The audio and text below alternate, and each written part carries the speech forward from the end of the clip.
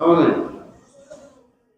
ମହାଦେବଙ୍କର ଏ ଗୁଣ ଦେଖିକିରି ଦକ୍ଷ ପ୍ରଜାପତିଙ୍କର ଯଜ୍ଞ କଥା ଶୁଣିଥିବ। ଖାଲି ବେଶଟା ଦେଖିକିରି ତାଙ୍କୁ କେତେ ଗାଳି କରୁଛି।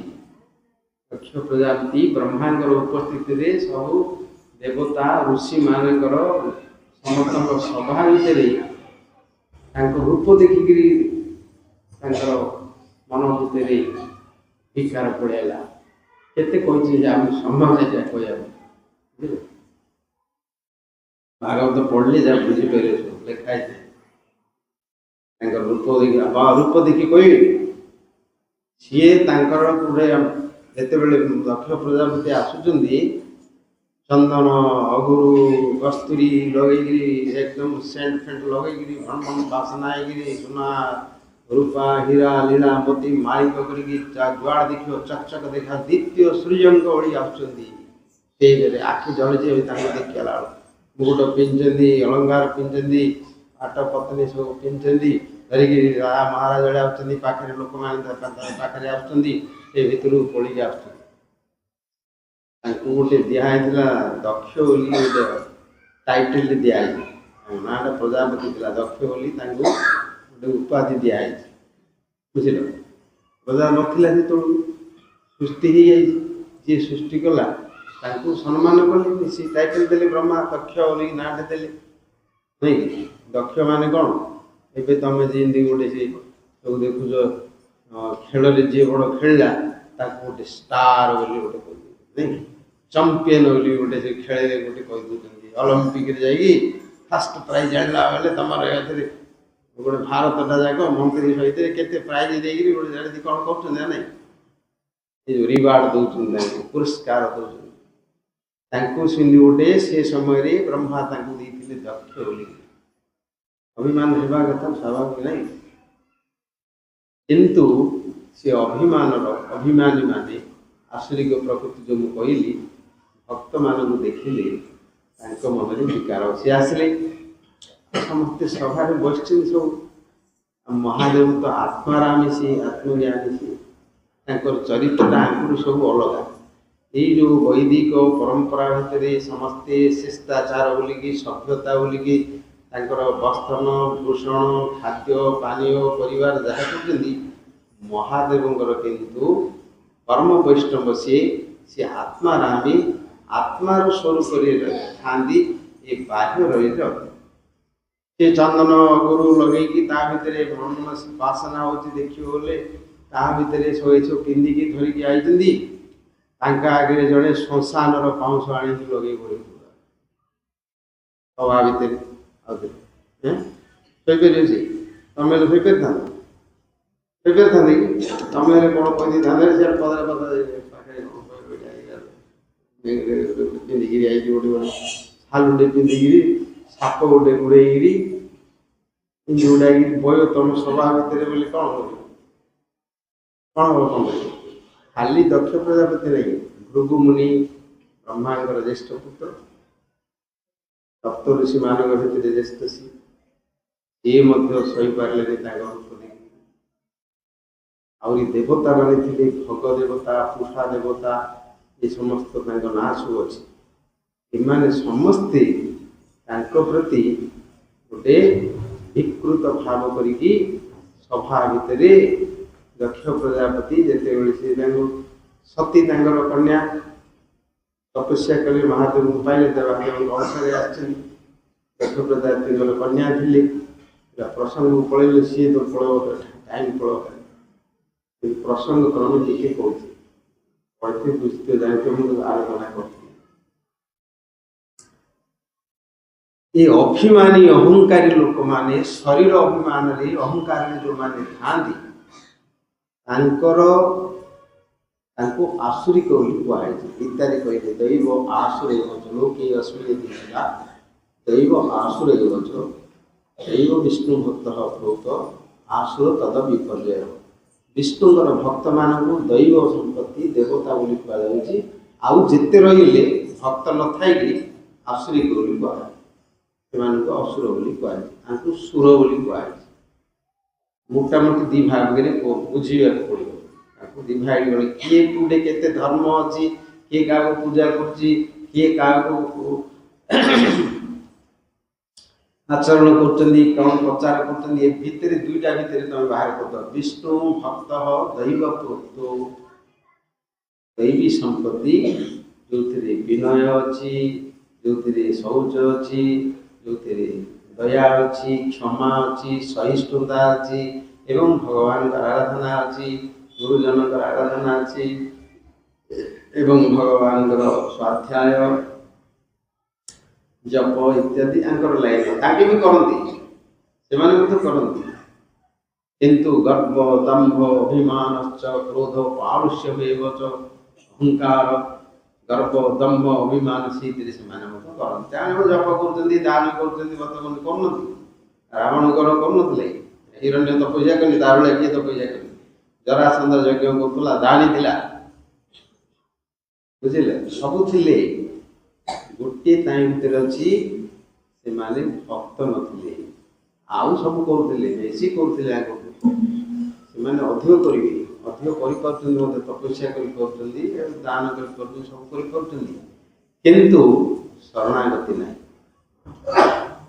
साधारण गोटे उदाहरण स्वरूप आमर घरे तमर चार्टा पुओ अच्छी बापा माँ सन्तान अच्छी पुओ झी अच्छी से सब पाठशाला पढ़ले चाकरी बाकरी कले व्यवसाय कले सब समाज भितर ना कर सब कले भल कर सब रही पारे किंतु तुम कथा शुणिले आउ गोटे पिलाटे अच्छी देखियो सी कि बेसी किसी करलानी किंतु तुमर कथा शुणिला तुम क्या भल पाइब क्या भल पाइब तुम कथा जी शुणला सेवा कला तो भल पाइब ना नहीं कौन हाँ मारिकी ठुंगे बोझ पचारे मत कह साधारण कथा अरे भगवान से भल पाइब ना नहीं तमें केते बड़ हो केते कौन कर योगी हो सिद्ध हो देवता हो कि पृथ्वी हो मुक्ति हो आप सिद्ध हो कर कि कथा शुणबनी भक्ति कर भगवान कहीं भल पाइबे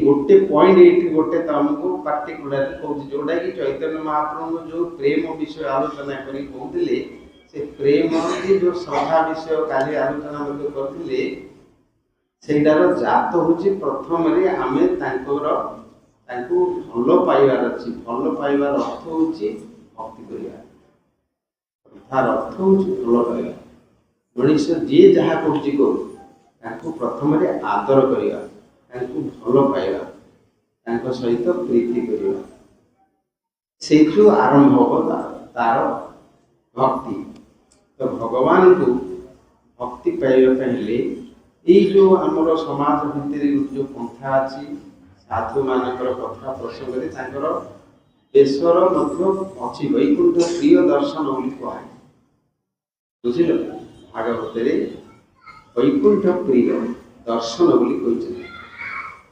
वैकुंठ प्रिय कौन ना वैकुंठ भगवान प्रिय वस्तु को जी धारण कर भगवान वैकुंठ कृष्ण जी प्रिय आचरण कर जी भक्त थाए तुलसी दे पिंधो मारी तुलसीटा कार प्रिय भगवान प्रिय बोली धारण करना तुलसी कृष्ण प्रिय आम जदि 56 भोग 36 व्यंजन सब कर तुलसी नदेले भगवान ग्रहण करना भगवान प्रिय तुलसी दलमातेन गंडुष चुड़ुके आत्मा विक्रीडित समाधान भक्ति भक्त गोटे तुलसी पत्र गंडु से जल पानी टिके भगवान जदि अर्पण करवा स्वरूप भगवान निज आत्मा से अधीन किया एत दया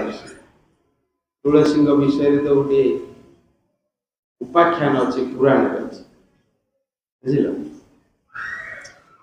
तो शुणी कौन ना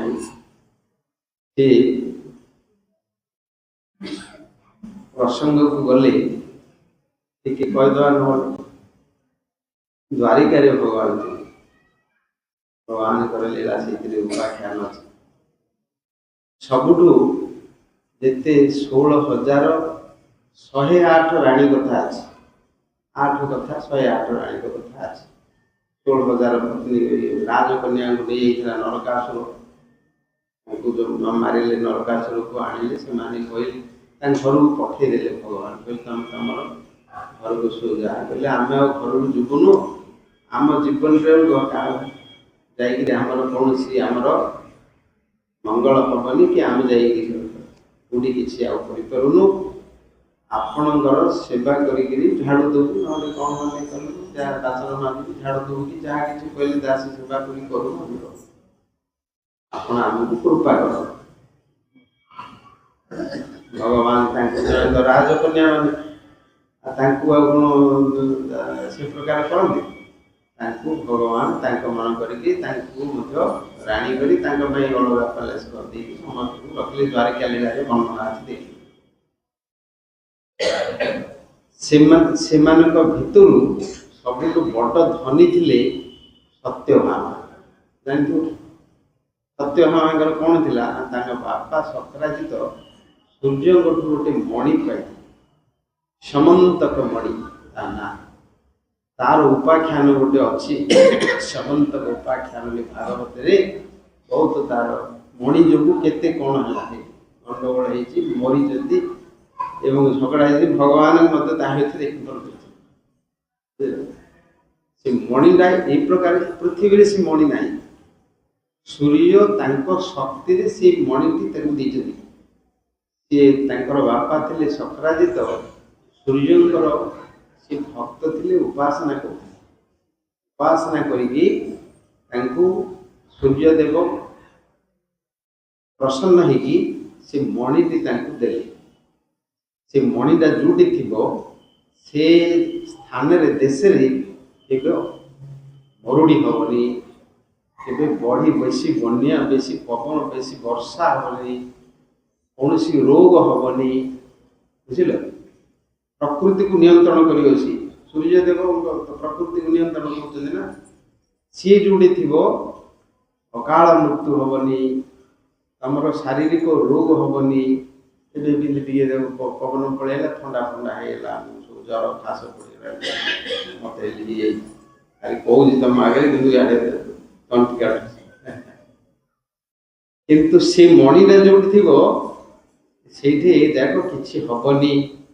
ବୁଝିଲ, ଆନନ୍ଦ ରହିବ, ଶରୀର ଆନନ୍ଦ ରହିବ, ମନ ଆନନ୍ଦ ରହିବ, ଏସବୁ। ଆହୁରି ତାର ଗୋଟେ କ'ଣ ଥିଲା ନା, ପ୍ରତ୍ୟେକ ଦିନ ସିଏ ତାଠୁ 8 ମାଣ ସୁନା ସିଏ ସବୁବେଳେ ଉଦ୍ଗାରୁଥିବ, ବାହାରୁଥିବ। ବୁଝିଲ, ଏତେ ବଡ଼ ତାର ମୂଲ୍ୟ ସୂର୍ଯ୍ୟଙ୍କର ଘରକୁ ସେ ଦେଇଛନ୍ତି। ଘର ପାଇକି ଥରେ ମଣିଟିକୁ ପିନ୍ଧିକି ଦ୍ୱାରକାରେ ତାଙ୍କ ସଭା ଚାଲିଛି। ଉଗ୍ରସେନଙ୍କୁ ତ ରାଜା ଥିଲେ, ରାମ ଅଛନ୍ତି, କୃଷ୍ଣ ବସିଛନ୍ତି, ଉଦ୍ଧବ ବସିଛନ୍ତି, ଅକ୍ରୂର ଅଛନ୍ତି, ସାତ୍ୱକୀ ଅଛନ୍ତି, ଆଉ ପ୍ରଦ୍ୟୁମ୍ନ, ଶାମ୍ବ ଇତ୍ୟାଦି ସମସ୍ତ କୃତବର୍ମା ତାଙ୍କର ଦ୍ୱାରିକାର ସବୁ ଯଦୁବଂଶୀ, ଭୋଜବଂଶୀ, ତାଙ୍କର ସମସ୍ତଙ୍କର ଏତେ ସଭା, ଦ୍ୱାରିକାର ସଭା। ତାଙ୍କର ସେ ସଭାରେ କ'ଣ ଆଲୋଚନା ହେଉଥିଲା ଜାଣିଛ? 3 ଲୋକର କୋଉଠି କ'ଣ ପ୍ରୋବ୍ଲେମ୍ ହେଉଛି ଆଲୋଚନା ହେଉଥିଲା। ଆମର ଏ ଏରିଆ ବାଇଜ ନାହିଁ, ଦ୍ୱାରିକାର ଯୋଉ ସଭା ଥିଲା, ପୁଣି ଭଗବାନ ଇନ୍ଦ୍ରଙ୍କର ସଭାକୁ ଧରି ପଳେଇ ଆସିଲେ ପାରିଜାତ ଆଣିବା ସମୟରେ, ସେଇଠି 3 ଲୋକର ପ୍ରୋବ୍ଲେମ୍ ଥିଲା। ଇନ୍ଦ୍ର ଆଦି ଦେବତା ମାନେ ମଧ୍ୟ ଆସି ତାଙ୍କର କ'ଣ ଅସୁବିଧା ହେଉଛି କହୁଥିଲେ, ମଣିଷ ମାନେ ମଧ୍ୟ କହୁଥିଲେ। ସମସ୍ତଙ୍କର କଥା ସିଏ ବୁଝୁଥାନ୍ତି। ଭଗବାନ ରହିଛନ୍ତି ସେଇଠି, ଆଉ ସଭା କରୁଛନ୍ତି, ଆଉ ସେଇଠି ଆସିବେ, ଯାହା ରହିଲେ ଭକ୍ତମାନେ ମଧ୍ୟ ଆସିବେ। ଅନେକ କଥା ଆଲୋଚନା ହচ্ছে ତା ଭିତରେ। ସେଇ ସଭା ଭିତରକୁ ସତ୍ରାଜିତ ସେ ମଣିଟିକୁ ପିନ୍ଧିକିରି, ଲକେଟ ଭଳିଆ ଅଛି, ପକେଇ ଗଳାରେ ବାସିଛନ୍ତି। ଏତେ ସୂର୍ଯ୍ୟଙ୍କ ଭଳି ତେଜ ତାଙ୍କର ସେ ମଣିକୁ ଯେ, ଯେତେ ସଭାରେ ଥିଲେ ସମସ୍ତଙ୍କ ଆଖି ଛଳଛିଲା, କିଏ ଅନେଇ ପାରିଲେନି। ସୂର୍ଯ୍ୟଙ୍କୁ ଯେମିତି କିଏ ଅନେଇ ପାରିବନି, ସେମିତି ଅନେଇ ପାରିଲେନି। କିଏ କ'ଣ କିଏ ଗୋଟେ ଆସୁଛନ୍ତି, ସମସ୍ତେ କହିଲେ ସୂର୍ଯ୍ୟଦେବ ବୋଧେ ଆସୁଛନ୍ତି, ମିଶିବା ପାଇଁ ସୂର୍ଯ୍ୟଦେବ ଆସୁଛନ୍ତି ସବୁ ତାଙ୍କ ଭିତରେ କଥା ହେଲେ ଆଖି ଝଳି ଯାଉଛି ଦେଖିପାରୁନା। ତାପରେ ତାଙ୍କୁ ଦେଖିଲା ପରେ ସମସ୍ତେ ତ ସଭା ଉଠି ପଡ଼ିଲେ। ଉଠି ପଡ଼ି ସଭା ହେଇଯିବ ସେଠୁ ଭଗବାନ କହିଲେ ନାଇଁ ନାଇଁ ତମେ ବସ। ଶକ୍ରାଜିତ ଭଗବାନ ତ ଜାଣନ୍ତି ସବୁ, ଶକ୍ରାଜିତ ଆସୁଛନ୍ତି ବୋଲି ତାଙ୍କୁ କହିଲେ। କହିବା ପରେ ସମସ୍ତେ ସେ ବସିଲେ। ତାପରେ ଶକ୍ରାଜିତ ଆସିଛନ୍ତି ମଣିଟା ତାଙ୍କର ଯେଉଁ ଲାଗିଛି ଲକେଟ ବୋଲି କହୁଛନ୍ତି ନା, ସବୁ ଲଗେଇଛନ୍ତି ହାରରେ। ସେ ହାର ଭିତରେ ମଣି ଭିତରେ ତିଆରି ହେଇଛି ଏବେ ଏତେ ତେଜତା ମଣିଟା। ଏବେ ସୁନା ଯାକୁ କାହିଁ ପିଉଛନ୍ତି, ଚିକି ଚିକି ଚିକି ଚିକି ଦେଖାଯାଉଛି ବୋଲି ପିଉଛନ୍ତି ନାଇଁ। ଆଉ କାହିଁ ଗୋଟେ ଯଦି କି ସେଟା କାରଣ ତା ନାଁ ହେଉଛି ଅଗ୍ନିଙ୍କର ତେଜସ୍ୱୀ। ଅଗ୍ନିର ଜ୍ୱଳନ୍ତା ଅଗ୍ନିର ଯେମିତି ତେଜଟା ୟାତ ରୂପ ବୋଲି ତା ନାଁ। ସୁନା ନିଆଁରେ ପକେଇଦେବ, ନିଆଁଟା ଯେମିତି ସେଇଟା ସେମିତି ହେଇଯିବ ବୋଲେ ଖାଣ୍ଟି ସୁନା ବୋଲି କହିବ। ନହେଲେ ପିତ୍ତଳ ମିଶୁଥିବ, ତମ୍ବା ମିଶୁଥିବ ତା ଭିତରେ ବୋଇଲେ ଟିକେ ରଙ୍ଗିଆ ଦୁଶୁଥିବ, ଟିକେ ଦୁଶୁଥିବ। ସେଥିପାଇଁ ଟିକେ ସୁନା ଅଗ୍ନିଙ୍କର ତେଜ ଭଳିଆ ଦେଖାଯାଉଛି ଚିକି ଚିକି ବୋଲିକି ଲୋକଟା ପିଉଛନ୍ତି। ଆମେ କହିବି ଏତେ ବଡ଼ ଭାରି ଗୋଟେ କାହିଁ ଗୋଟେ ନାକରେ ପିଉଛନ୍ତି, ଗୋଟେ କାନରେ ପିଉଛନ୍ତି, ହଇରାଣ ନା। କିନ୍ତୁ ପିନ୍ଧିଥାଉଛି କ'ଣ ଦେଖାଯାଉଛି ଟିକେ ସେ ମୁହଁଟାକୁ କିଏ ନ ଦେଖିଲେ ମୁଁ ସୁନାଟାକୁ ଦେଖୁଥିବୁ, ମୋ ମୁହଁଟାକୁ କିଏ ଦେଖିଦବ ନା କ'ଣ ମେ ପିଉଛନ୍ତି। ଏହା ପିନ୍ଧିବାର ଅଳଙ୍କାର ପିନ୍ଧିବାର କ'ଣ କାରଣ ନା, ସେ ଅଳଙ୍କାରଟାକୁ ସୁନ୍ଦରଟା କଲେ ସେ ସୁନ୍ଦରଟାକୁ ସୁନାଟାକୁ ଦେଖୁଥିବୁ, ଆକୁ କିଏ ମତେ ସୁନାକୁ ଭଲ ପାଉଥିବ, ଆକୁ କିଏ ଭଲ ପାଏ ନାଇଁ। ଚୋର ଫୋର ମିଶିଲେ କାମଟାକୁ ଛିଡ଼େଇ ଧରିକି ପଳେଇବ ସେ। ରଥଯାତ୍ରା ସମୟରେ ଦିଗପଣ୍ଡ ହେଇଥିଲେ ଭକ୍ତରେ ବୁଝିଲେ, ବୁଢ଼ୀ ଲୋକ ନାହିଁ ଯାଇଥିଲେ। ସେ ପୁରୁଣା କାଳିଆ ନୋଳି ଲଗେଇଛନ୍ତି, ଏଡ଼ୋ ମୋଟାରେ ସବୁ ନୋଳି ଲଗେଇଛନ୍ତି। ସିଏ ତ ଜାଣନ୍ତିନି ସାରା ସେ ଭିତରେ ତ ଚୋର ଜାଗା ଥାଉଛନ୍ତି, ଡାକାହାତି ବି ଥାଉଛନ୍ତି ସେ ରଥଯାତ୍ରା ଭିତରୁ। ମୁଁ ତାକୁ କହିଲି ତମେ ସେ ଭିତରୁ ଗହଳି ଯାଅ, ଜଗନ୍ନାଥ ପଳେଇ ଆସିଲେ ଦର୍ଶନ କରିକି ଯାଉ। ସିଏ ଆଉ ଶୁଣିବ କୋଉଠି, ତାଙ୍କର ତ ମନର ଉଦ୍ବେଗ ଅଛି। ପଶିଗଲେ ତା ଭିତରେ ଆଇଲା ବେଳକୁ କାରଣ ସେ ରୋଡ଼ଟାକୁ ଛିକିକି ଧରିକିରି କିଏ ଗୋଟେ କାନ୍ଦକୁ ଛିକିକି ପଳେଇଲା। କାନ୍ଦି କାନ୍ଦିକି ଯାଇ ପର୍ଯ୍ୟନ୍ତ ଆମେ ତ କହିଥିଲୁ ଏଇଠି ଜନ୍ ବୋଲି ଶୁଣିବ କେହି ଶୁଣିପାରିବେ। ହେଲେ ଏଇଟା ଗୋଟେ କ'ଣ, ତାର ମୂଳ ତତ୍ତ୍ୱ ହେଉଛି ସୌନ୍ଦର୍ଯ୍ୟମ୍ ଅଳଙ୍କାର।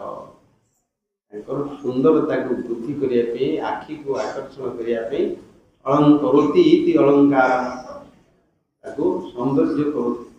ସୁନ୍ଦରତା ହେଉଛି ପିଉଛନ୍ତି ଯାହାକୁ। ତାପରେ ଆଉ ଟିକେ ପଇସା ଥିବ ବୋଲେ ତାହିଁରେ ଗୋଟେ ପଥର ଲଗେଇଥିବେ, ଗୋଟେ ହୀରାର ଗୋଟେ ପଥରଟେ, ଆଉ କି ନହେଲେ ଲୀଳାର ପଥର, ହୀରା ଲୀଳା ମୋତି ମାଣିକ ଏମିତି ଯାହା ସବୁ ନବରତ୍ନ ଅଛି, ଆଉ ଏ ଯାକ ସବୁ ତା ଭିତରେ କରିଥାଉଛନ୍ତି।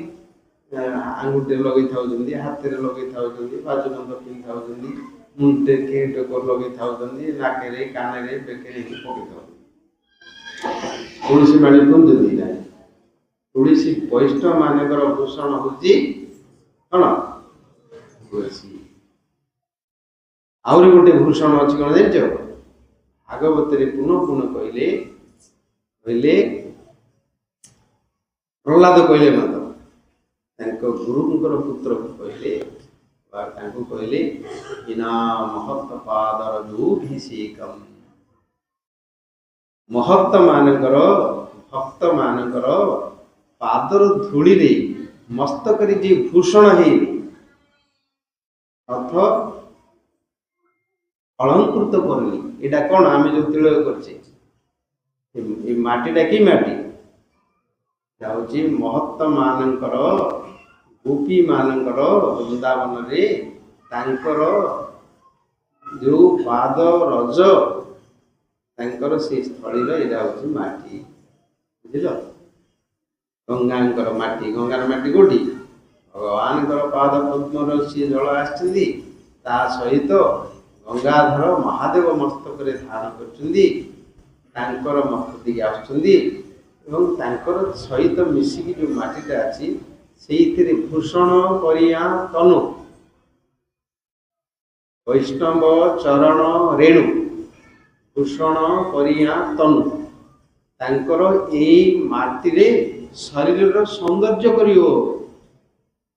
ମଇଳା ଫଳା କରିବନି, ସଫାସୁତରା କରିବ, ଭଗବାନଙ୍କୁ ଭୂଷଣ କରିବ, ଭଗବାନଙ୍କର ଚନ୍ଦନ ପ୍ରସାଦ ଆଣିକି ଲଗେଇବ, ଭୂଷଣ କରିବ। କାହିଁକି ମଇଳା ଫଳା ହେଇକି ରହିବ କୁହାହେଇନି?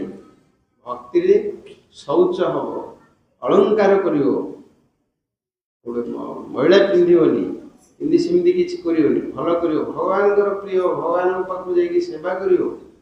ମନ୍ଦିଆ ମନ୍ଦିଆ ହେଇକିରି ଏ ଯାକ ସବୁ ଦୁର୍ଗନ୍ଧ କରିକି ଯାଇକି ଭଗବାନଙ୍କ ପାଖକୁ ଯିବ, ସୁନ୍ଦର ହବ। ଚନ୍ଦନ ଲଗେଇବ, ଭଗବାନ ଦେଇକି ଲଗେଇବ, ତମେ ଖାଲି ଲଗେଇଲେ ତମକୁ ପାପ ଲାଗିବ। ଚନ୍ଦନ ଦବ, ଗୁରୁ ଦବ, ତାଙ୍କୁ ସୁଗନ୍ଧ ଦବ, ତାଙ୍କୁ ସମର୍ପଣ କରିବ, ଗୁରୁ ବୈଷ୍ଣବ ତମେ ମଧ୍ୟ ଲଗେଇବ, ଭୂଷଣ କରିବ। ପ୍ରସାଦ, यार प्रसादर महत्व जानिଛ? ଏଇ ଚନ୍ଦନ ଦେଖ, ଭଗବାନ ନୃସିଂହଙ୍କର ସୀମାଞ୍ଚଳ ଯାଉଛନ୍ତି, ତାଙ୍କର ଛଡ଼ା ଚନ୍ଦନ ଟିକେ ଆଣୁଛନ୍ତି, ବୁଝଛ? ଏସବୁ ଦେଖିବ ଟ୍ରିଟମେଣ୍ଟ ଗଲେ ଭୂତ ପ୍ରେତ ପିଶାଚ ଯାହାର ଲାଗିଥିବ, ସେ ଚନ୍ଦନ ଟିକେ ଡଉରେ ରଖିକିରି ଦେଇ ଦେଉଛି, ଭୂତ ପ୍ରେତ ରହୁ କୁଆଡ଼େ ପଳଉଛନ୍ତି ନା ନାଇଁ, କରୁଛନ୍ତି ନା ଏଇଠି। ଆଉ ଗୋଟିଏ ଫୁଲଟେ, ତାଙ୍କର ଛଡ଼ା ଫୁଲଟେ ଆଣିକିରି ଯଦି ତାଙ୍କୁ ଭୂଷଣ କରିକି ମାଳଟେ ତାଙ୍କୁ ଦେଇଦେବ, ଭୂତ ପ୍ରେତ ପିଶାଚ ମାର୍କ ଗ୍ରହ ଥିଲେ ବି ପଳେଇବ। ଆମର ତ ମହାତ୍ମ ଅଛି, ତାଙ୍କର ପ୍ରସାଦର ମହାତ୍ମ ଅଛି, ତାଙ୍କର ଏଇ ଯେଉଁ ବସ୍ତ୍ର ହଉ, ପୁଷ୍ପ ହଉ, ଗନ୍ଧ ହଉ, ଏସବୁ ତୁଳସୀ ହଉ, ଏଇଗୁଡ଼ିକ ଆମକୁ ଏ ସଂସାରରୁ ଭଗବାନଙ୍କର ମାୟାରୁ ମୁକ୍ତି ପାଇବା ପାଇଁ ସହଜ ଉପାୟ ଏବଂ ଶକ୍ତିଶାଳୀ, କିନ୍ତୁ ବିଶ୍ୱାସର ସହିତ କରିବା ଅଛି। ବିଶ୍ୱାସର ସହିତ ନ କଲେ ହବ। ମାନିଲେ ଦେବତା, ନ ମାନିଲେ ମାନିଲେ ତ ହଉ, ନ ମାନିଲେ ତାଙ୍କୁ ସେ ଫଳ ଦେବନି, କିଛି ଅପରାଧ ହେଇଯିବ। ସେଥିପାଇଁ ଶ୍ରଦ୍ଧା ବିଷୟରେ ଆମେ ଆଲୋଚନା କରୁଥିଲେ। ନାମ କଲେ ମଧ୍ୟ କି ପ୍ରକାର କରିବା, ନମସ୍କାରଟି କଲେ ମଧ୍ୟ କି ପ୍ରକାର ନମସ୍କାର କରିବା, ମନ୍ଦିରକୁ ଯିବା, ଗୁରୁଜନ ମାନଙ୍କ ପାଖକୁ ଯିବା, କୌଣସି ଦେବ କାର୍ଯ୍ୟ କରିବା, କେମିତି ବସିବା, ବୁଝିଲ? ଶିକ୍ଷାର ଅଛି ସବୁ। ଗୁରୁଙ୍କର କରିବାର ଉଦ୍ଦେଶ୍ୟ କ'ଣ?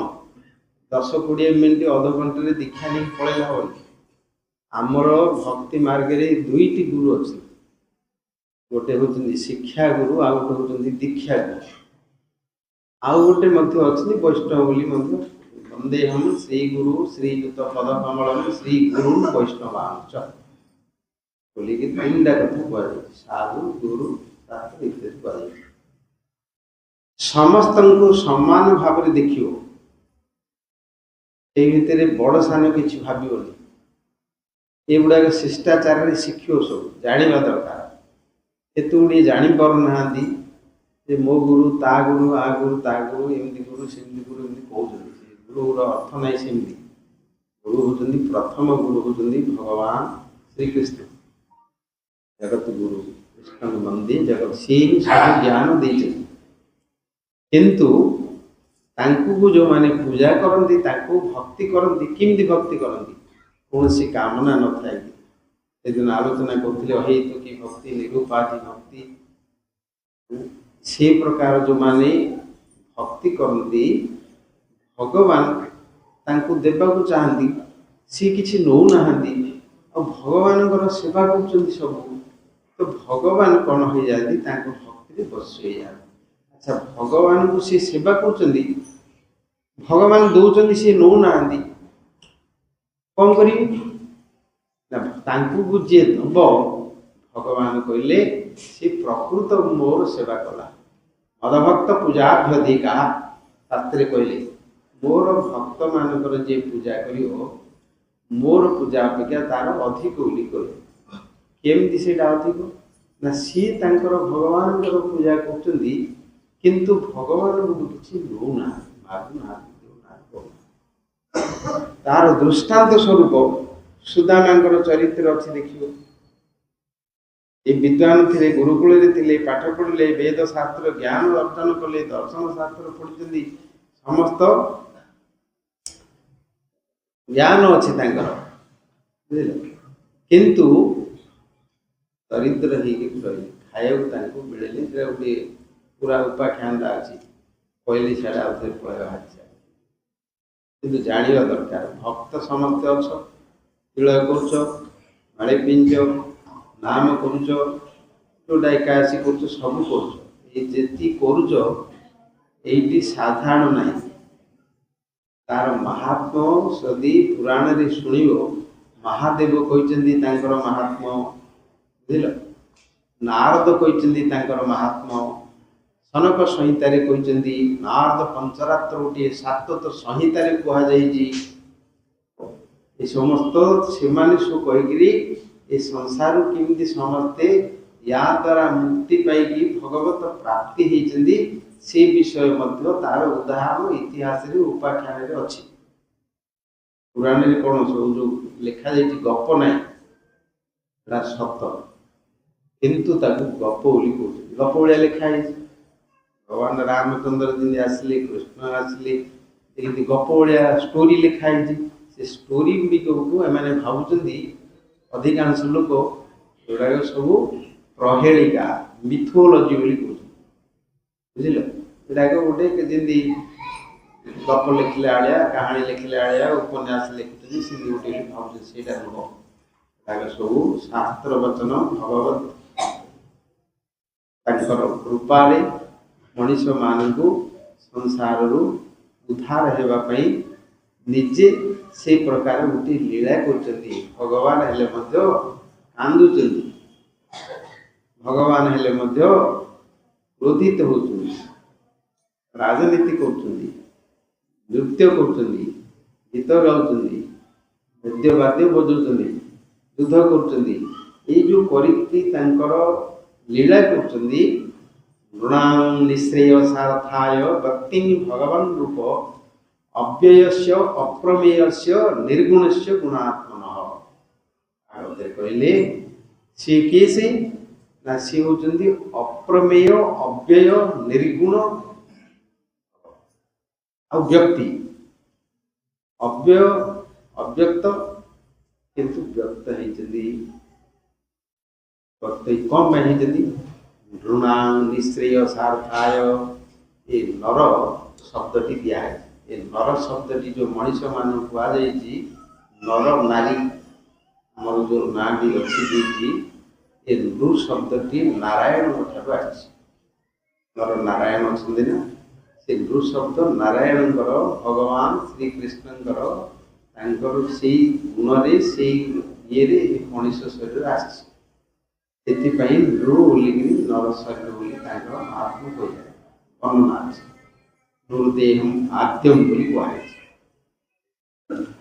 से नर शरीर देख कौन अच्छी एबे आम ये बस ये कथा सब शुणुचे कहीं कुकुर बिली माकड़ अच्छा डाकिकी कहीं गोटे किसी गोटे कथा शुणेली भल पाँच कुकुरटा को ते ABCD शिखेगा ट्यूशन मास्टर से लगे दी ABCD शिखे कुकुरटा को कहीं शिखो शिखे पार मांकुटा शिखे पार कहीं शिखे पार ये शिक्षा ज्ञान अर्जन कर शरीर नहीं आउ सब जगह अच्छी खाଇବା पीवा संतान जन्म करवा संतान को केमती रक्षा करवा मनीष मान अपेक्षा अधिक करती बेसी संतान कर गोटे थर 15-20 राज्य जन्म कर 15-20 तार स्तन अच्छी समस्त क्षीर पिया आगे तो गोटे जन्म कर जोड़े जन्म कला टेंशन आगे कौन कर किंतु ये ना यही जो सत्संग करवा भगवान कथिया विद्या अर्जन करवा कि विद्या ये हूँ ABCD जो आम पाठ पढ़ुचे ये जो अक्षर ज्ञान लिटरेचर बुझे सेकेंड रख लिटरेचर लेटर ज्ञान गोटे शब्द को रूप दि जाए गोटे रूप या ABCD गोटे रूपटी या लिपि गोटे से लिपिटा को लेकिन शब्द जाक आम घोषिले से शब्द से लिपि सहित वर्ण आकार बोलिकी ता सहित अभ्यास कले अभ्यास करके सीठू सार्थक वर्ण मिसले पदटे है गोटे अर्थ आसो पदर से अर्थ को पुणी ताकू भूत भविष्य वर्तमान से टेन्स कले लिंग जेंडर कले यू करके गोटे वाक्य रचना कले सब्जेक्ट कले यही जो शब्दटी ही रूप माध्यम पढ़ी शुणिकी आम जानिले लिखिले जानिले किंतु सेटा शब्द बहीटा कौन पुस्तकटा कौन शब्द ना पढ़ुच कौन शब्द शुणुच कौन शब्द से शब्द ही ताकू रूप दि जाए विद्या से पाखे नाही मनीष को दि जाए दुर्लभ मानुष लोके विद्या तत्रापि दुर्लभा ये संसार रे मनीष जन्म पाइबा दुर्लभ आउ तापरे मनीष पाइले विद्या तत्रापि विद्या पढ़ाटा आउ दुर्लभ विद्या पढ़िले कौन हम ज्ञान विवादया ज्ञान अर्जन होले विवाद लगी जो जाइए पढ़े जुक्ति तर्क कर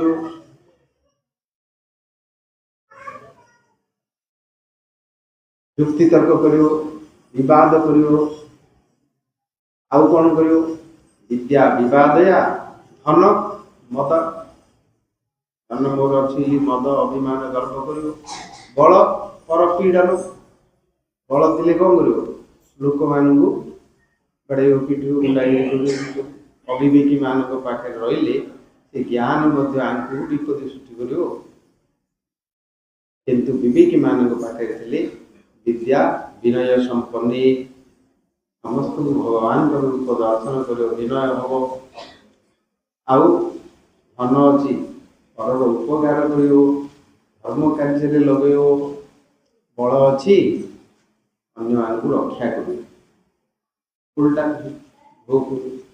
से जो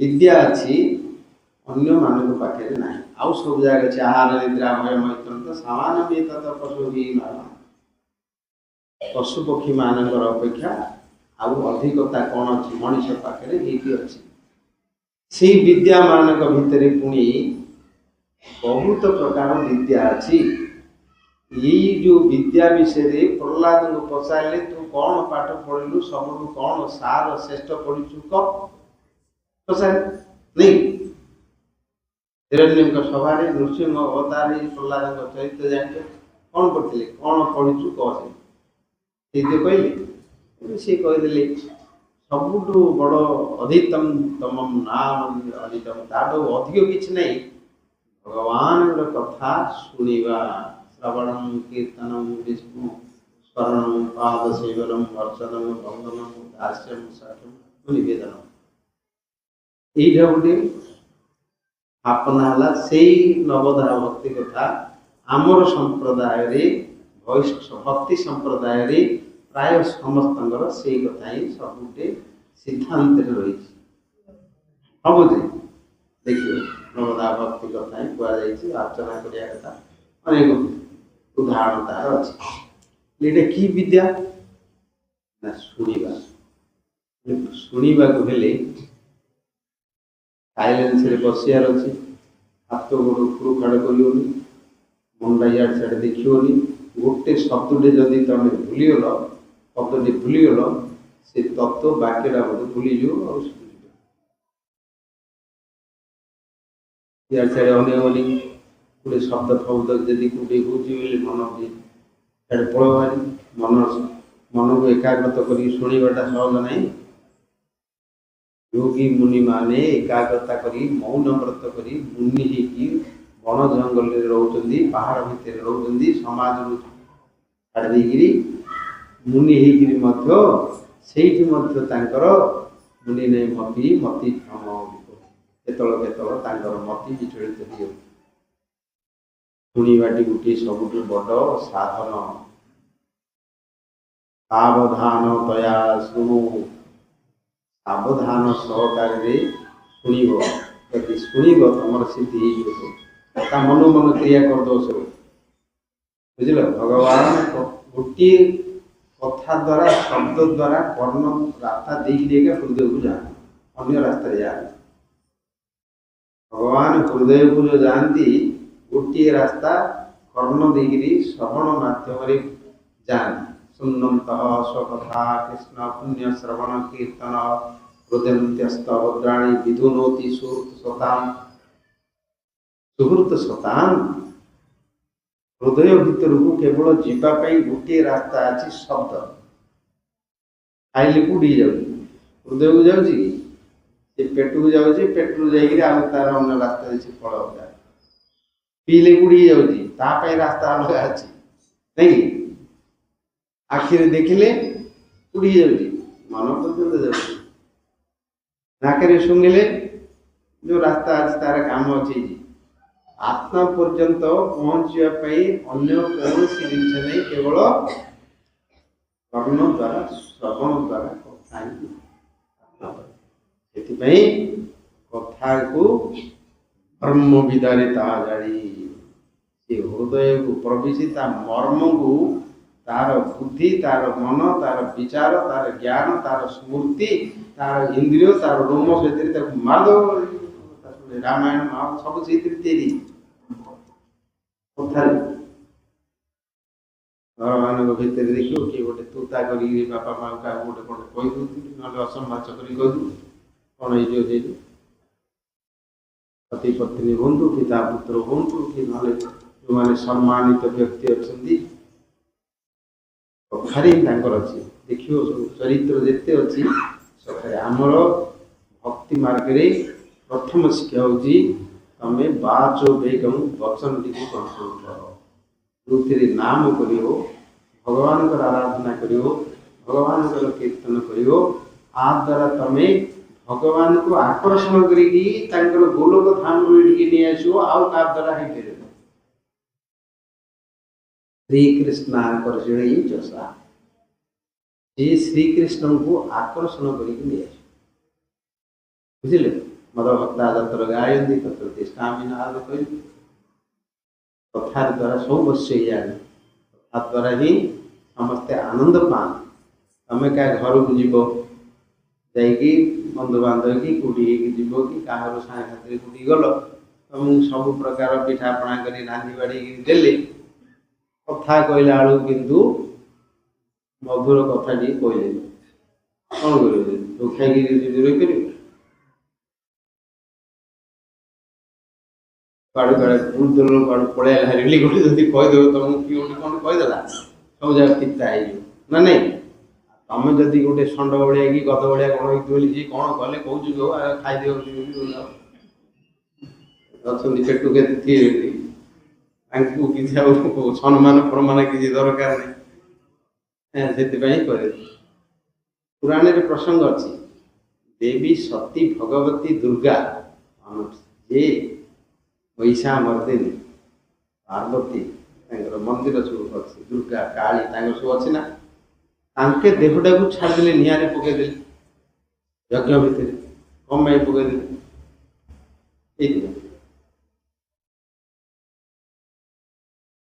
ଏଇଥିପାଇଁ ପକେଇଦେଲେ, ଛାଡ଼ିଦେଲେ। କହିଲେ ତାଙ୍କ ବାପାକୁ ଶିବଙ୍କୁ ନିନ୍ଦା କରି କହିଲେ, ତାଙ୍କର ପତି ଜାଣିନାହାନ୍ତି ତାଙ୍କ ପତିଙ୍କର ଶକ୍ତି କେତେ। କିନ୍ତୁ ବାହାରେ ଦେଖିଲା ବେଳକୁ କଥାଟା ଆରମ୍ଭ କରିଥିଲା, ଆମେ ଏଇ ବେଶ କଣ, ବୁଝିଲ? ତିଳକର ମହାତ୍ମ କଣ, ମାଳିର ମହାତ୍ମ କଣ, ଏଇ ଯୋଉ ବୈଷ୍ଣବ ମାନଙ୍କର ଚରଣ ରେଣୁ ଭୂଷଣ କରିବା ତନୁ ଆମର ଶାସ୍ତ୍ରରେ ଲେଖା ହେଇଛି, ବିନା ମହତ ପାଦର ଯୋଗୀ ସେ କଣ। ଆଉ ଯେତେ ସାଧନ ପଦ୍ଧତି କୁହାଯାଇଛି ତାର ସବୁଥିର ମହାତ୍ମକୁ କାଟିଦେଲେ। ବୁଝିଲେ? ଏଇ ଯୋଉ ଚରଣ ରେଣୁ ଯୋଉ ତିଳକ କରୁଛି ଆମେ, ସିଏ ହଉଛି ଚରଣ ରେଣୁ। କାହାର ଚରଣ ରେଣୁ? ତା ଦ୍ୱାରା କଣ ମିଳିବ?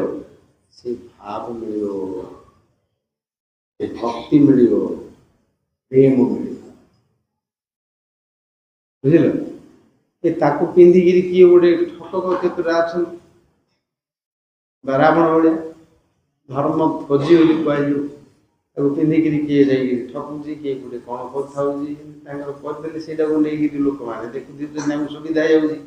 ଯେଉଁମାନେ ଆସୁରିକ ପ୍ରକୃତି ଅଭକ୍ତ ଲୋକ ଥିବେ ଯେତେ ଯାକ ଅଛନ୍ତି, ଯେତେ ତମେ ଧର୍ମ ସଂସ୍ଥା ଦେଖୁଛ ଦାନ କରୁଛନ୍ତି, ବ୍ରତ କରୁଛନ୍ତି, ସତ୍ସଙ୍ଗ ଯେତେ କରୁଛନ୍ତି, ଯଦି ଭକ୍ତି ନାହିଁ ତାହେଲେ ସେ ଯାକ ସବୁ ଅସୁର ତଳେ ପଡ଼େ।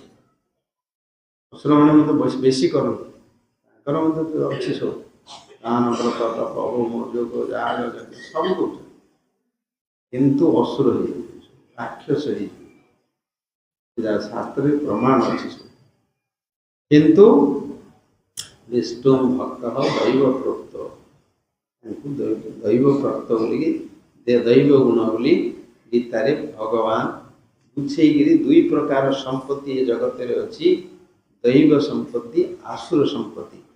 ଦୈବ ସମ୍ପତ୍ତି ବିମୋକ୍ଷାୟ ଆସୁର କଥା। ଦୈବୀ ସମ୍ପତ୍ତିରେ ମୁକ୍ତି ମିଳିବ, ଆସୁରିକ ଗୁଣରେ ଯିଏ ନିବନ୍ଧାମତା ସେ ସଂସାର ବନ୍ଧନ ଭିତରେ ପଡ଼ିବ। ଭଗବାନ କହିଲେ ମୋର ଭକ୍ତିକୁ ଦୈବୀ ସମ୍ପତ୍ତିକୁ ଯିଏ ଆଶ୍ରୟ କରିବ କ'ଣ ହେବ, ତାର ଆତ୍ମା ମୁକ୍ତି ହେବ, ମୋ ପାଖକୁ ଆସିବ। ଆଉ ଅସୁର ସମ୍ପତ୍ତିରେ ଗର୍ବ ଦମ୍ଭ ଅଭିମାନ କରିକି ଯିଏ ଯିବ, ଏଇଥିରେ ଆସୁରୀ ଯୋନି ମା ପନ୍ନା ମୁଢ଼ା ଜନ୍ମନି ଜନ୍ମନି ମାମ ପ୍ରାପେୟ ଗନ୍ଧେୟ ତତ୍ଵ ଜାତି ଅଧମାଗତି। ଏ ସଂସାର କାଳ ଚକ୍ରରେ ପଡ଼ିକି ସେ ଜନ୍ମ ହେଉଥିବ, ମରୁଥିବ, ଆସୁରୀ ଜନି ମୁଢ଼ା ଜନ୍ମନି ଜନ୍ମନି ଜନ୍ମ ଜନ୍ମତିରେ ବୁଲୁଥିବ, ପଡ଼ୁଥିବ, ଆହୁରି ଅଧମ ହେଇକିରି ଯିବ। ଫଳ ହେଉଛି ଦିଟା, କ'ଣ ଆଇରେ ଲାଭ, ତାଇରେ କ'ଣ କ୍ଷତି। ଏଇଥିରେ ବଳବାନ ଦେଖେଇବ, ମଦ ଗର୍ବ ଅଭିମାନ କରିକିରି ବଳବାନ ଦେଖେଇକିରି ଯେଉଁ ଯାହା ସବୁ କରୁଥିବ, କିନ୍ତୁ ଶେଷରେ ଗତି କ'ଣ ହବ? ଇଆଡ଼େ ଏଇ ଦିଟାକୁ ମନେ ରଖିବ, ପ୍ରୟୋଜନ ତତ୍ଵ। ଆମର ଲାଭ କ'ଣ ହବ, ଫଳ କ'ଣ ମିଳିବ, ଆମେ ଯେଉଁ କରୁଛେ ତାର ଲାଭ କ'ଣ ମିଳିବ, ଫଳ କ'ଣ ମିଳିବ, ଏଇଥିରେ ଭଗବାନ କହିଲେ ଏଇଥିରେ କ'ଣ ତମେ ମିଳିବ ନା ତମେ ମୁକ୍ତି ପାଇବ, ମୋ ପାଖକୁ ଆସିବ, ମୋର ବିଦ୍ୟମାନ ମତ ଲଗୁନ୍ମତି ବିନା ମତ ସେବନ ଜନା। ପଞ୍ଚ ପ୍ରକାର ମୁକ୍ତି କଥା ଭାଗବତରେ ବେଦ ଉପନିଷଦ ବେଦାନ୍ତ ପୁରାଣ ଇତ୍ୟାଦିରେ ଯାହା ଲେଖା ହେଇଛି, ଭାଗବତରେ ଖଣ୍ଡନ କରି କହିଲେ ଯୋଉଠି ଧର୍ମ ଅର୍ଥ କାମ ମୋକ୍ଷ ବିଷୟରେ ଲେଖା ଯାଇଛି, ସେଇଠି ମୋକ୍ଷକୁ ମଧ୍ୟ ଲଘୁତା କରୁ, ତାକୁ ଲଘୁ କରାଯାଏ ଭାଗବତରେ। ଭକ୍ତି ଭକ୍ତ ମାନେ ମୁକ୍ତି ଚାହାନ୍ତିନି, ଜନ୍ମ ହଉ ଯୋଉଠି ଜନ୍ମ ହେବି ପଛେ ମୋର ଜନ୍ମ ହଉ, କିନ୍ତୁ ମୁକ୍ତି ମୋର ଭକ୍ତି କଥା ତ ଛାଡ଼, ସିଦ୍ଧି କଥା ତ ଛାଡ଼। ଏ ଯେଉଁ ଭଜନ ଆମେ ଗାଉଛେ ସବୁବେଳେ, ମନ ଶିକ୍ଷାରେ ଗାଉଛେ, ଶରଣାଗତରେ ଗାଉଛେ, ମୁକ୍ତିକି ମଧ୍ୟ ତାକୁ ଲଘୁ କରିଦେଲେ ଭଗବାନଙ୍କର ସେବା ପାଇବ, ତାକୁ ହିଁ ପ୍ରେମ କୁହାଯାଏ। ଯୋଉଟା ଚୈତନ୍ୟ ମହାପ୍ରଭୁଙ୍କର ନମ ମହାବଦାନ୍ୟରେ ଆମେ ଆଲୋଚନା କରୁଥିଲେ, ଭଗବାନ ସେଇଠି ଦେଇଛନ୍ତି, ଭଗବାନ ତାଙ୍କୁ ଦେଇଛନ୍ତି। ହେଲେ ଏଇ ଯେଉଁ ସାଧାରଣ ଭଜନ କରୁଛେ ତାକୁ ଯତ୍ନ କରି ବୁଝିବା ଦରକାର। ଦୀକ୍ଷା ନେଲେ ତିଳକ କରୁଛନ୍ତି, ମାଳି ପିନ୍ଧୁଛନ୍ତି, କି ନହେଲେ କ'ଣ ହେଲେ କରିବାକୁ ଦୀକ୍ଷା ବିଧାନରେ ଶାଶ୍ୱତ ସଂହିତାରେ କୁହାଯାଇଛି। ଆଚାର୍ଯ୍ୟମାନେ ଭଗବାନଙ୍କର ଠାରୁ ସେଗୁଡ଼ା ସବୁ କହିଛନ୍ତି, ତାର ମାହାତ୍ମ୍ୟ ସବୁ ଅଛି।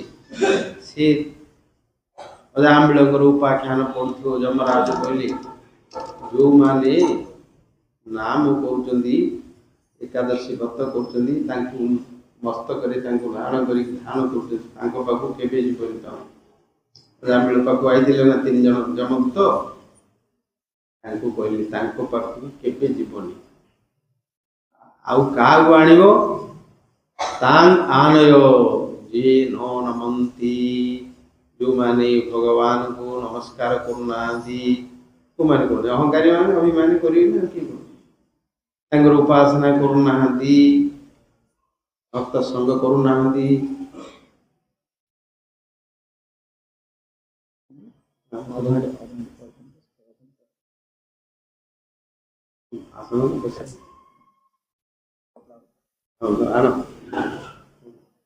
ଆମର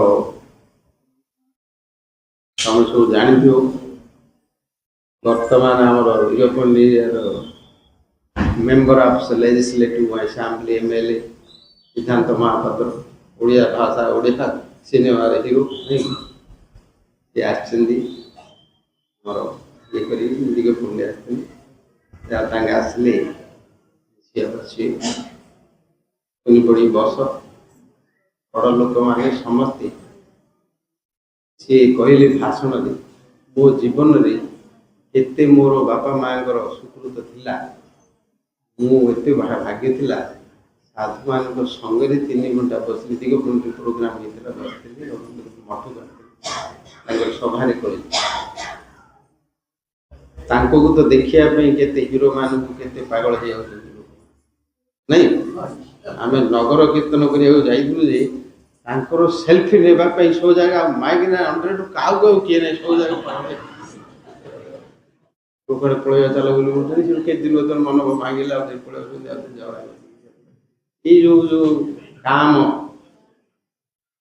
उद्वेग है किंतु भितर जो कथबार्ता है बेले जो अनुभव कर पाल्स हृदय स्तंभन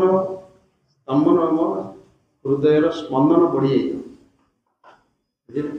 पुलकित हो जाए मन उद्वेग पड़े आवेग पड़े जामती भगवान कथा जो माने पाखे समर्पित होती कथा ही जार प्राण एवं भगवान कथा ही आनंद जार से भितर कथा शुणिला बेले प्रति क्षण गोटी गोटी क्षण मुहूर्त मुहूर्त नव्यगत जत जहाँ नुआ नुआ गोटे पद कौन कौन कह कौन शुणव से तार नव्यगतम प्रति क्षण नव्यगत जत गोटे उदाहरण देले साधु वार्ता सतामयं भक्ति मानकर भक्त मानकर सारभूतम ये संसार सार को जो माने ग्रहण कर निसर्ग हृदय जिते बड़े भगवान कथा कीर्तन हो कथा हो संगीत हो कथा हृदय हृदय भितर जिते बड़े मुख देकर बाहर के आछी सारभूतम निसर्गो जद अर्थ वाणी कथार जो वाणी जो अर्थ थी शब्दर अर्थ थी श्रुति चेतसामपी कान को शुणा मन को चेतना बुद्धि ज्ञान शुणापी ये संसार जिते अच्छी वस्तु को समाधान करके भगवान का पाद पद्म से लगे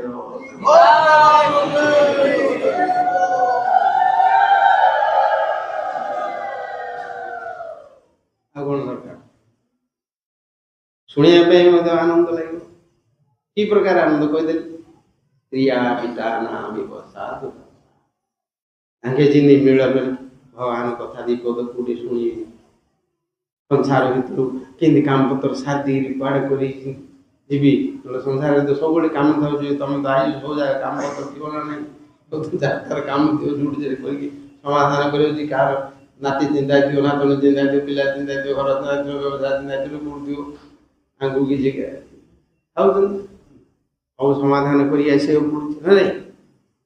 ना तुमको किसी काम नहीं जाए तो भगवान को ये कथार महात्मा से कथा को जो शुणिक मुक्त लोक माने सिद्ध लोक माने नारद सनक सनंदन महादेव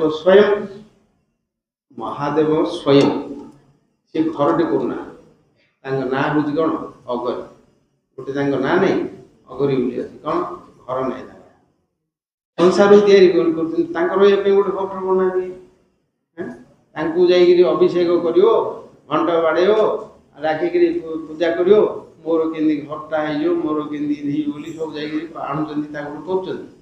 सी करना घर विषय बामन पुराण गोटे प्रसंग अच्छी मुझे गोटे धीरे धीरे रसप्रदान दिए कही शुण भगवान कथा देवी कथा अरे दंडकारण्य आड़े बुलिया जाइए बुलिका दर्शक देखा जाइए बुली देखिए चातुर्मास टाइम है वर्षा ऋतु पलैला बड़े अच्छे से गछ मूल रोच बुलूँ वर्षा है वर्षा तिंतिली वर्षा गछ मूल रहीगला वर्षा तिंतिला छाड़ी गले आउ थे जोर की झड़ी लगेगा देवी कहले गोटे कुटिया फुटिया गोटे कर वर्षा है वर्षा आई छाड़ी फल या कुटिया मुटिया कर आउ थे धंदा जंजाल भितर किए पड़ो टे सहीगले गला ଶୋଇକିରି ପଳେଇବା କରି ହେଲି କହିଲେ ଆଉ ସେ ଜୋରିକି ଝଡ଼ ତୋଫାନି କଣ ହେଲେ ତମର ଅଭ୍ୟାସ ହେଇଛି ତମେ କହୁଛ ମୁଁ ରାଜା ଝିଅ ସେ ତ ରାଜକନ୍ୟା ନା ରାଜା ଝିଅ ମତେ ମୁଁ ଶୋଇପାରୁନି ଟିକେ ତାକୁ ଘର ଟିକେ କରିଦେଲି ଟିକେ ଗୋଟେ କୁଟିଆଟେ କରିବା ରହିବା ରହିକି ତା ତର ପଳେଇବା ଶିବ କଣ କରିବେ ଆଜି ଘଟେ କରିବ କାଲି ଗ୍ୟାସ୍ ଆଣିବ ये संसार ये चिंतार तो रही बोली से तुम तो जान तपस्या कला देवी ना हूँ अपर्णा एपरी तपस्या कर न खाई न पीकि गचर शुखिला पत्र अपर्णा बोली ना खाई तपस्या कर महादेव को संतुष्ट करने नारद प्रवेश महादेव आसिले महादेव आसिक ब्रह्मचारी बेस आसिक पाखे पहुँचले परीक्षा कर बुझल आगे कंडीशन कहले पहुँचले देवता ब्राह्मण मान सम्मान करसिले फल फल देले आसन देले बसिले बसिक कहले तुम आगुल लगू पूजा कर विषय जान तो गोटे पागल घर ना कि बुद्ध भूत प्रेत सांगे शिष्टाचार ना ये गोटे सापग्रस्त निजे महादेव निंदा जान देवी को बुझल यहाँ शुण पुराण लिखाई बुझे सी सी बर पाइबापी सब छाड़देले राज्य छाड़देले घर उस छाड़देले दक्ष प्रजापति से तलर ब्रह्मांगर पुत्र सी सब छाड़देले समस्ते भल पाते कहीं जो शिष्य शिव माने सबुठ सुंदरी थे सबु गुणवती थे सबु सेवा दक्ष प्रजापति सबुठ भल पाते सती भागवत कौन ना सबुठ भल पाते किंतु शिव लगे बोली विरक्ति जहाँ हूँ से कथा टाइम नापर महादेव कहले मु मोर मु पति रूप में ग्रहण करने असमर्थित हो तमें निंदा कथा किसी कहन देवी कहली तमें कथा किसी कहन नाई मुझा देखी जानी खाली से जाऊँगी सी अच्छा हाड़ गोड़ धरी बही था मचाण प्राणी पकई था गोटे गोटे कहले तुमको कहली मु समर्पण करदे तमें विषय कहन तुमको दंडवत प्रणाम कर तमें ना पढ़ाई मत नाई जे मुझे शुण शुण ताके नाई कर शेष रही पारे निंदा करने क्रोधित काली से दुर्गा से बुझल क्रोधित होले पाखे पनीर उठेले उठे कहले तुम बारंबार कौन दिव से निंदा मुझे शुणी तुम बारे उठे जिते देखला बेलू बाहरी पड़े रूप महादेव गौर देखी लज्जित परीक्षा कर तार घर ना सब कही कंडीशन कर तमें तो जाच मोर स्वभावटा मुझे आगुड़ तुमको कही घर घर कर मत कौच आउ थे मत संसार पकड़ कहले गोटे घर टे जार अच्छी ये पृथ्वी तार जुआड़े जीव घर चिंताटा कम ना नहीं अमेरिका जीव दिल्ली जीव वृंदावन जीव मथुरा जीव काशी जीव बोली यहाँ नेबी मो घर लगे ना नहीं बुझल मनटा चेतनाटा से घर भितर से देह गेह ताकू कहुए देह तो बंधन गोटे तापर घर बंधन गोटे मले से छिटी पिटी रे कि ना बुढ़ी बुढ़िया जन्म हो पचे छाड़ी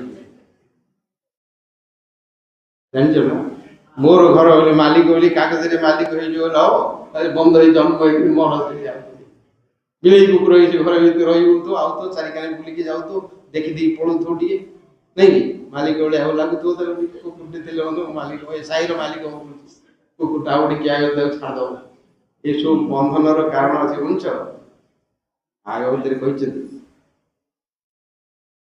ममोत्तम श्लोको जनेषु सख्यम संसार चक्रे भ्रमतो स्वकर्म भी तन्माय आत्मा आत्मज दारुहे बुझे दात्मज दारगे शासत चित्तस्य ननाथ पिया एटा गोटे कृतासुरंगर स्तुति ये एते बड़ भावपूर्ण प्रेमपूर्ण ए विषय वर्णना करिया टाइम नहीं बुझल घर रो बाबा गृहस्थ आश्रम आश्रय नहीं सीधे मोर मालिक मुझे रही सीधे रही भूत होगी आए मला तर जदि भूत होगी जदि पड़ाइल थे बोले तुमको कंटा पिटिया कथा निश्चित मु घरटा करची केते कौन कही भल मंदी आई मुझे बुली गाय जदि किए छाया माया देखीदेला किए आमर पो झील नाती नातुणी किए गोटे देखीदेला ताले तुमको कंटा पिटिकी रखा कथा बुली पार जाकर करते ना हाँ करते आउ थे पूजा कर जान दीपावली की सब साप्त पुरुष डाकी आसे बड़ बड़ी बोलिकी सब डाकुंट जाण घरे आनिक रखी नहीं रखी रखिकी दिन जहाँ रांधा रांधि कर पिठापणा करदे संध्या बेलू अंधारे आई उज्जले कल ताउतर कौन जान चाइना रू आई फोटो सब फुटे कड़े रही जाइए बारिकानी गोटे फोटारे नहीं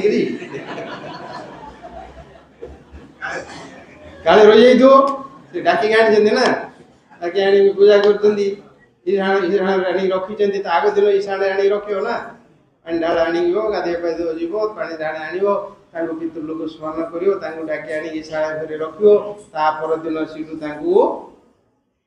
पूजा कर पिठा कल कि भल मंद जहाँ कल काले जदि किए लोभ कर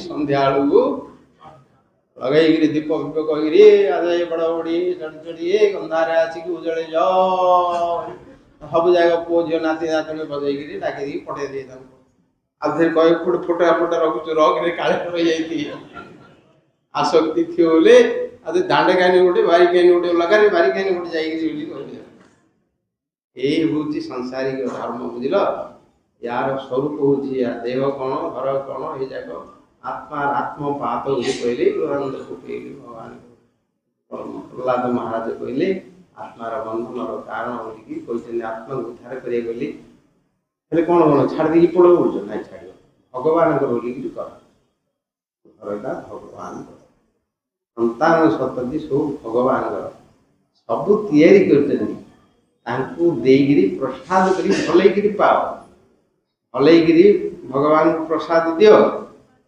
बुझला भलैकरी खीरी खेचुड़ी करी आउरी केते कौन करी भलैकरी भगवान को प्रसाद कर भलैकरी प्रसाद पाओ खाया को मना कर बेसी खाओ कि बुझल बेसी कर अत्याहार बोली दोष कराए प्रसाद जी पाओ से प्रसाद पाओ भल कर भल पिंध भल कर उत्तम मेधावान हम उत्तम चिंता कर उत्तम भाव कथबार्ता कर भल जिनस को देखी करी आनंद पाइपर ये संसार में आनंद है जगत प्रीणनम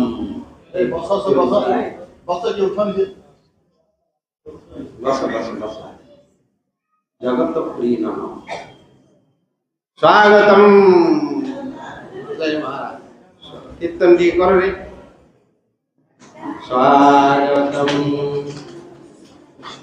है स्वागतम महाभाग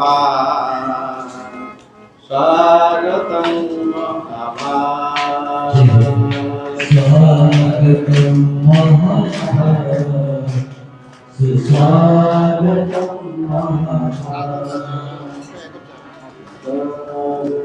महाभाग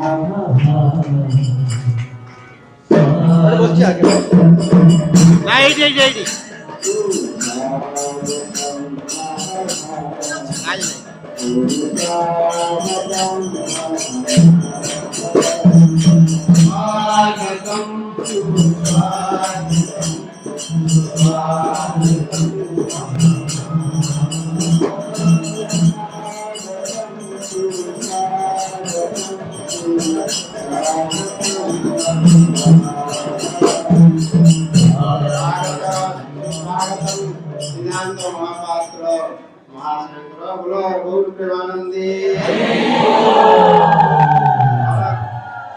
ଭଲ କରି ଗୋଟେ ହୁଳହୁଳି ଆଉ ଗୋଟେ ହରିବୋଲ ସହିତରେ ସ୍ୱାଗତଟା ହଉ।